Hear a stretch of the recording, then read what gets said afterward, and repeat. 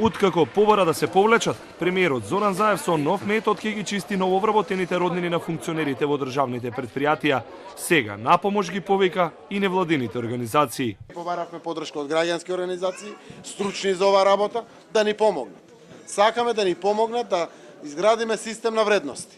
Јас верувам дека секој дете, секој млад човек, секој граѓанин на Македонија мора да има еднакви права.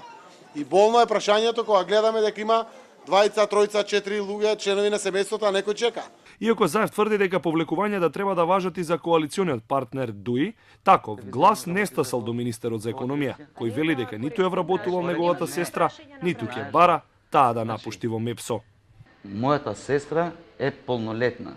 Како што не сум имал влијание при нејзиното вработување во МЕПСО, јас не би требало да имам влијание и да побарам од мојата сестра да се повлече. Министерот за земјоделие син единец и не вработил никого, но за неговиот братучет, дипломецот од Јапонија, воопшто не се заложил. Повторно повикувам сите институции, секој оглас, вклучително овој, нека го проверат и нека констатираат зашто станува збор. Она што јас го знам, станува збор за исклучително капацитетен и квалитетен кадар, кој што е школуван во Јапонија, Кина и во Словенија, за токму темата или работата за која што станува збор, и ја никога ниту може, ниту смеам, ниту имам право да попречам во животот да конкурира и да работи во било која институција. Сопругата пак на првиот човек на ЕЛЕМ, Александра Миноска, е одскоро вработена во Централниот регистар како шефица на кабинетот на директорката Марија Јанковска-Бошковска.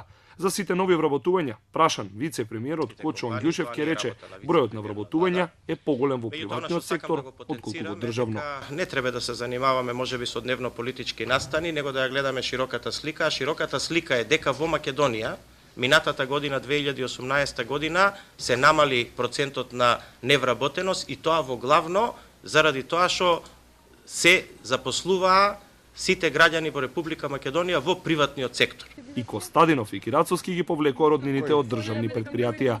Последен се огласи и синот на пратеникот Горан Мисовски, Христијан Мисовски, кој денеска ја напушта Агенцијата за супервизија и осигурување. Се надевам дека сега барем дел од јавноста ќе може малку да здивне и да почувствува мало задоволство, бидејќи успеа преку притисок и хистерија да натера човек во државава да повлече потек кој е штетен за него, покажувајќи интегритет и дигнитет. Синот на пратеничката Мира Стојчевска, која е вработен во ЕЛЕМ, и ќерката на Талат Џафери се уште не поднеле оставки, велат од компанијата. Конкурсот, приложената документација и договорот за вработување, иако најави, не ги побарале од новиот состав на Комисијата за спречување корупција, која што, освен овие две, на црна листа стави уште 16 лица, роднини на функционери вработени во државни и јавни предпријатија.